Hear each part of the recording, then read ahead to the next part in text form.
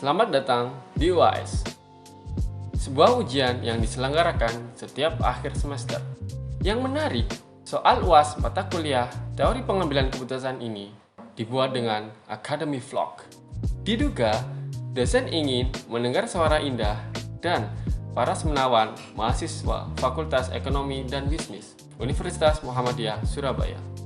Maka, untuk menjawab soal berkedok video ini, juga sebagai ajang promosi channel YouTube masing-masing mahasiswa kelas manajemen.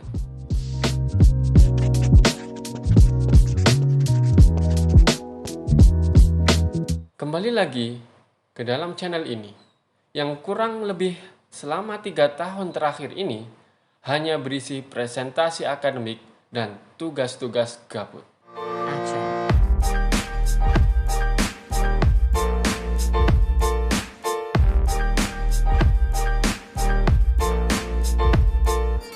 Kembali ke topik akademik vlog, karena ujian ini wajib menampilkan penyanyi secara jelas dan tidak boleh hanya suara dan atau PowerPoint saja. Halo semuanya. Apakah suara saya terdengar? Dan mahasiswa wajib memastikan audio atau suara penyaji dalam vlog dapat didengar dengan jelas, jernih, agar dapat dinilai dengan baik.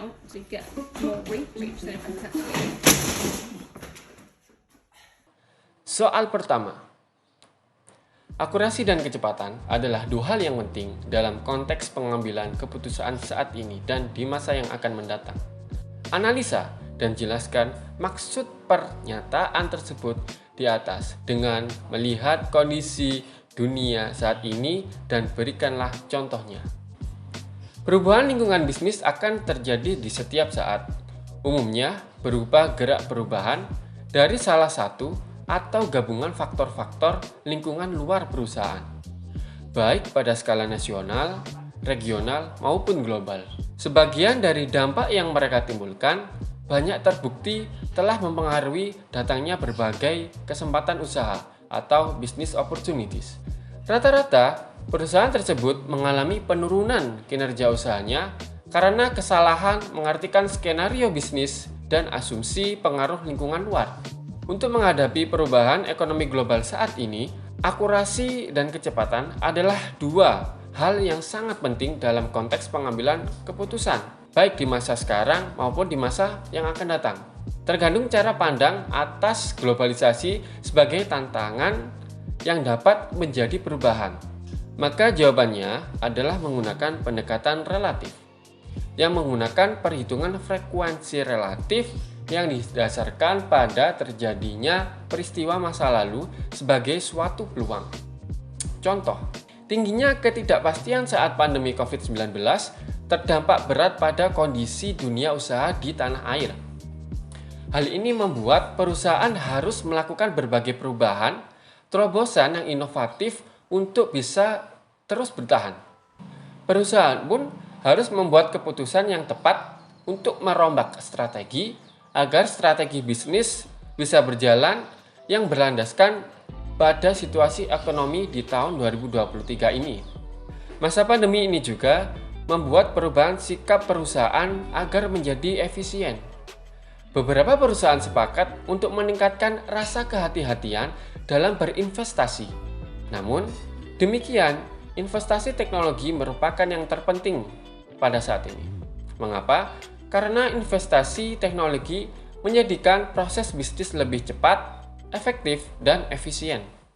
Soal kedua, beri contoh di bidang pemasaran dan jelaskan bagaimana penggunaan teknologi bisa mengurangi bias dalam pengambilan keputusan.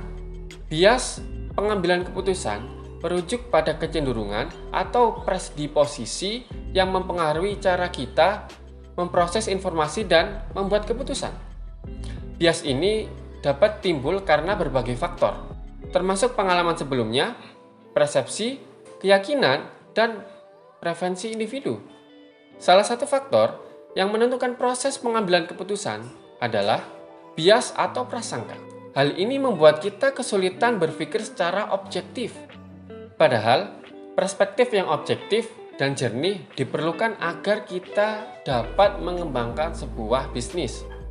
Contoh, ketika membuat keputusan pembelian, konsumen mungkin lebih condong memilih merek atau produk yang telah mereka lihat secara berulang-ulang dalam iklan ataupun promosi. Mereka menjadi lebih mudah diingat di dalam pikiran kita. Dan kita cenderung mempercayai atau menganggapnya lebih baik daripada mereka atau produk yang kurang dikenal. Affability heuristic adalah kecenderungan seseorang untuk mengutarakan ide atau pilihan solusi yang muncul pertama kali di dalam kepalanya. Jenis bias ini membatasi seseorang untuk mencari sebuah solusi, membuatnya terlalu bergantung dengan satu ide saja tanpa berpikir kritis.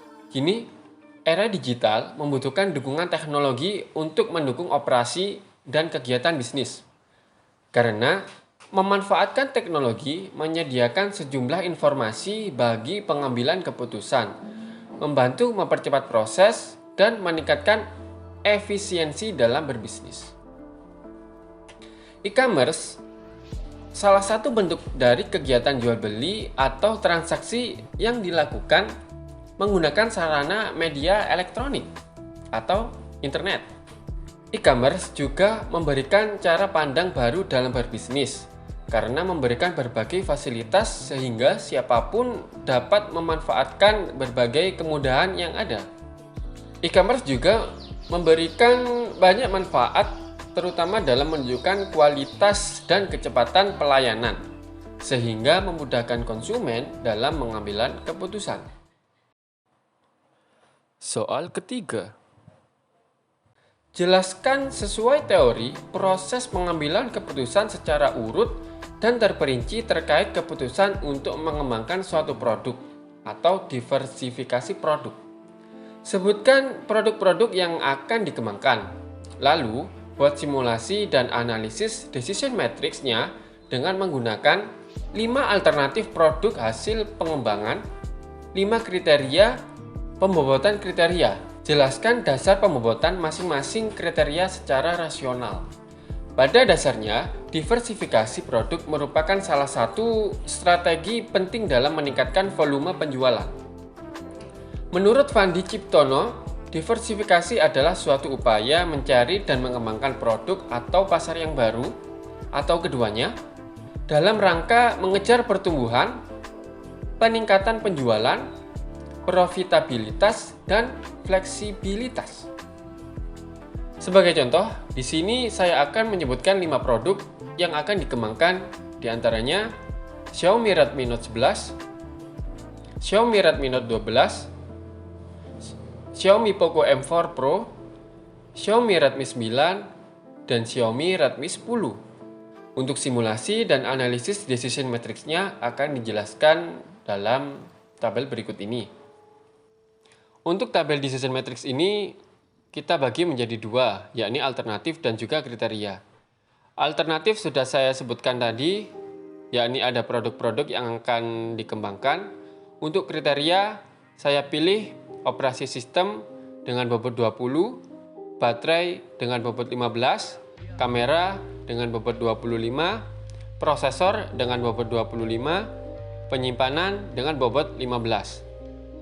Langsung saja kita kalikan karena hasil sudah terlihat di tabel. Untuk jumlah total dari perkalian alternatif dan kriteria, Xiaomi Redmi Note 11 mendapat nilai 2050. Xiaomi Redmi Note 12 mendapat nilai 1975, Xiaomi Poco M4 mendapat nilai 2000, Xiaomi Redmi 9 mendapat nilai 2000, dan Xiaomi Redmi 10 mendapat nilai 1975. Jadi, kesimpulan untuk diversifikasi produk adalah pada produk Xiaomi Redmi Note 11 dengan total nilai tertinggi yaitu 2050. Akhirnya, kita berada di ujung akademik vlog ini. Semoga jawaban yang disampaikan dapat dipahami dan menjadi ilmu yang bermanfaat. Namaku Yufi, bukan Yupi. Sampai jumpa di video lainnya. Bye!